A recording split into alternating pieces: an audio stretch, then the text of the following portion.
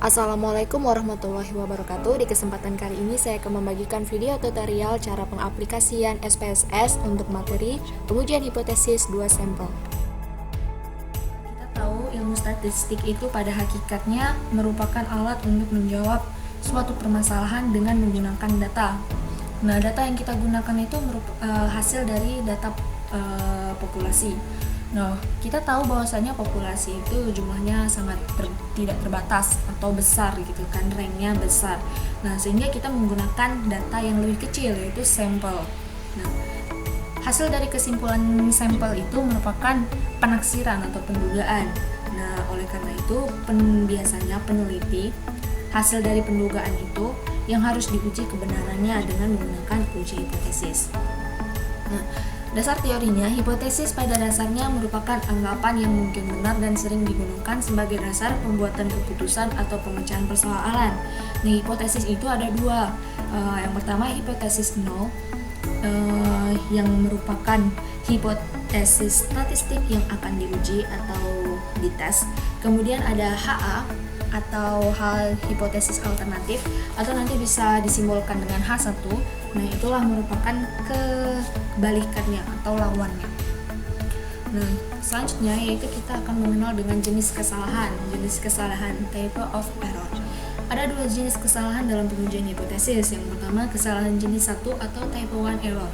Nah, kesalahan jenis 1 itu menolak hipotesis 0 padahal hipotesis 0 itu benar. Nah, tetapi kalau misalnya nanti diterima hipotesis 0 dan hipotesis 0 itu benar, berarti hipotesis itu udah tepat. Nah, sama dengan kesalahan jenis 2, kebalikannya, menerima hipotesis 0 padahal hipotesis 0 itu salah. Oke. Selanjutnya, kita akan kembali lagi ke bab 8 yaitu pengujian hipotesis 2 sampel. Nah, uji 2 sampel ini pengujian hipotesis dengan memilih sejumlah sampel acak dari dua populasi yang berbeda untuk menemukan apakah rata-rata populasi tersebut itu setara. Yang pertama, kita tahu uji rata-rata dua sampel yang saling bebas atau independen atau tidak terikat untuk sampel kecil.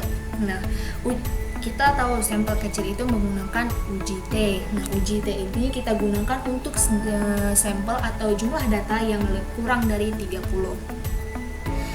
Oke. Nah, di sini ada katanya untuk melakukan uji ini dilakukan 3 asumsi. Nah, pertama, populasi harus berdistribusi normal. Kemudian yang kedua, populasi harus independen, kedua populasi. Kemudian varian populasi adalah sama, tetapi tidak diketahui. Jadi nilai varian itu tidak diketahui karena apa? Karena jumlah sampelnya kecil. Jadi menggunakan standar deviasi S seperti biasa. Oke, prosedur pengujian hipotesis sama seperti sebelumnya di bab 7, itu ada dua uji, yaitu uji satu arah dan uji dua arah. Apa sih bedanya? Kalian tahu kan, uji satu arah itu ada sisi kiri dan sisi kanan ya kan. Kemudian uji dua arah tidak sama dengan.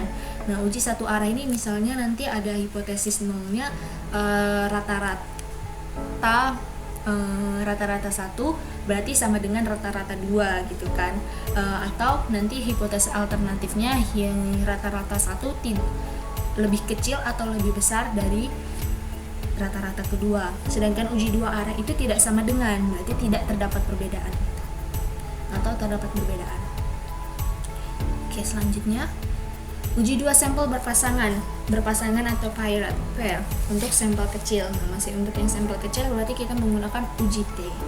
Sama juga seperti sebelumnya, itu aja ada uji satu arah dan uji dua arah. Apa sih perbedaannya nanti untuk penerapannya dalam SPSS itu? Oke. Nah, lanjut saja langsung ke SPSS. Untuk penggunaan SPSS, yang pertama dua sampel yang saling bebas ya yang pertama. Jadi langsung aja buka SPSS kalian. Kemudian di variable view. Nah, di situ ada dua variabel yaitu salesman dan durian. Kita kepingin tahu apakah ada perbedaan antara tingkat pendidikan salesman terhadap prestasi penjualan roti rasa durian berdasarkan tingkat pendidikan ya. Nah, kalian buat nama variabel salesman. Terus untuk label ini boleh kalian kosongkan. Nah, nanti langsung ke variabel gitu. Ini nggak ada pengaruh. Terus untuk value, nah di sini kan ada dua nih, ada dua sampelnya itu yang berbeda kan, sarjana dan akademi. Nah, kalian buatlah di sini. Jadi nanti untuk ini ini bisa pakai remove. Jadi caranya kalian ketik nomor 1, nah itu labelnya sarjana. Terus yang kedua itu akademi. Jangan lupa ketik add. Dah, lalu oke. Terus kolomnya ini dalam kolom itu ada berapa kata gitu. Jadi boleh terserah gitu. Terus untuk measure, untuk salesman itu nominal ya, nominal karena dia ada dua. Dia termasuk kategorik kan, nggak ada nilai angka, berarti nominal. Nah kemudian tabel berikutnya itu durian. Kita buat durian karena prestasi roti durian. Oke, nanti kalau misalnya measure-nya belum berubah, kalian buat dia dalam bentuk scale. Jangan lupa angka. Oke, lanjut di sini balik lagi ke data view. Nah, ini udah kakak ketik duluan. Nah, di salesman tadi ada 6 sampel sarjana dan 6 sampel untuk yang akademik. Berarti di kolom pertama ini kalian ketik aja angka 1. Nah, kalian bawahkan, pilih sarjana. Nah, udah masukkan. Terus 1 sarjana dan seterusnya. Nah, sampai 6. Terus yang kedua akademi.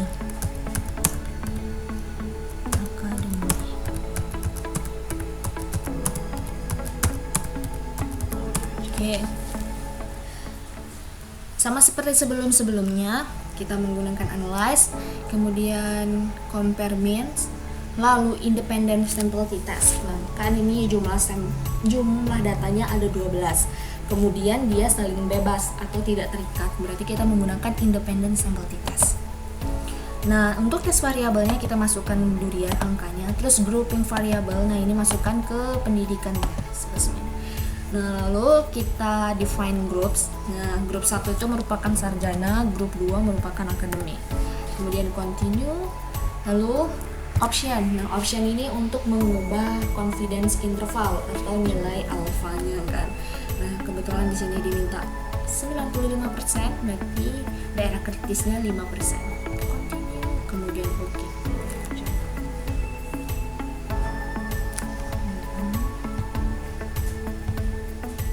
Oke, lanjut. Nah, sama seperti yang di modul, karena SPSS ini tidak mengeluarkan output p-value, berarti kita tidak bisa menarik kesimpulan berdasarkan p-value lebih kecil dari alfa kan, tolak nol. Nah, jadi kita di sini menggunakan uji T gitu kan, uji T. Jadi kita harus tahu T hitung serta T tabel. Nah, T hitungnya kebetulan dua-duanya kita dapat minus 1,439 dengan derajat bebas 10. Kalian tahu derajat bebas ini dari mana? Dari data ini kan. Nah, derajat bebas itu kan n kurang 1, berarti 6 kurang 15, 6 kurang 15 berarti totalnya adalah 10. Berarti derajat bebasnya 10. Nah, kalian tahu yang kita tahu tadi daerah kritisnya 95%. Kan 95%. Oke. Untuk melihat tabel T, pasti kalian udah tahu derajat bebasnya tadi kan 10. Terus alfanya itu sebesar 0,05. Berarti kita pakai 1,812. Nah, itu untuk melihat itu. Kita tahu bahwasannya T hitungnya itu minus 1,439 dan T tabelnya minus 1,812. Nah, untuk daerah penolakan kita yang diketahui bahwasanya T hitung itu lebih besar dari T tabel, tetapi di sini T hitung lebih besar dari T tabel terima 0.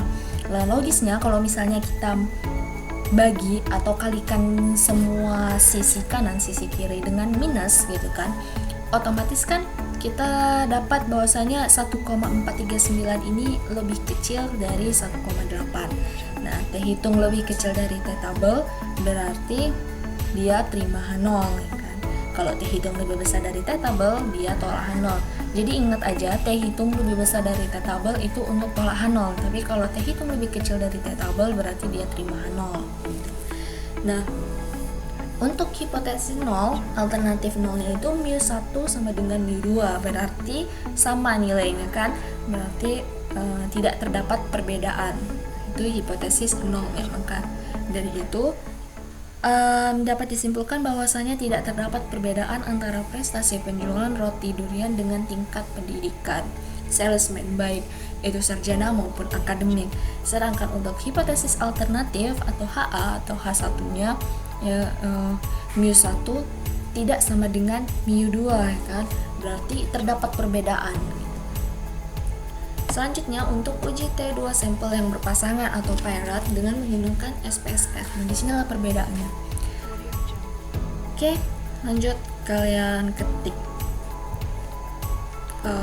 soalnya atau datanya. Itu ada 2 variabel sebelum dan sesudah. Terus kalian buat desimalnya. Kemudian measure, jangan lupa kalian bentuk dalam scale karena nilai. Lanjut ke view. Setelah kita buat, sama seperti yang tadi, analyze, compare, min. Nah, di sini kita buat paired. Nah, ini sebelumnya udah kakak buat. Ya, bisa kita ganti. Oke, berarti nanti kalian buat variabel satunya sebelum, variabel keduanya sesudah. Kemudian jangan lupa option. Nah, ini kita untuk ubah confidence interval percentage-nya atau nilai alfanya 90%-nya di soal continue. Lalu kita oke-kan. Nah, sama seperti uji sebelumnya, di SPSS ini tidak dikeluarkan nilai p-value-nya, sehingga kita harus tahu T hitung sama T tabelnya. Nah, ini T hitungnya dapat 1,646. Nah, kita cari T tabel dengan derajat bebas 9, kemudian alfanya 10%. Nah, karena tidak terdapat perbedaan, berarti tidak sama dengan kan, berarti dia uji 2 arah, berarti 10% bagi 2 yaitu 5%, berarti 0,05 dengan derajat bebas 9, berarti dapat T tabel 1,83. Nah, oleh karena 1,646 T hitung lebih kecil dari T tabel, berarti dia terima H0. Apakah betul? Yap, terima 0. Nah, sehingga disimpulkan tidak terdapat perbedaan antara berat badan konsumen sebelum dan sesudah meminum obat diet. Sekian kesempatan kali ini. Nantikan video-video selanjutnya di YouTube channel kami. Terima kasih.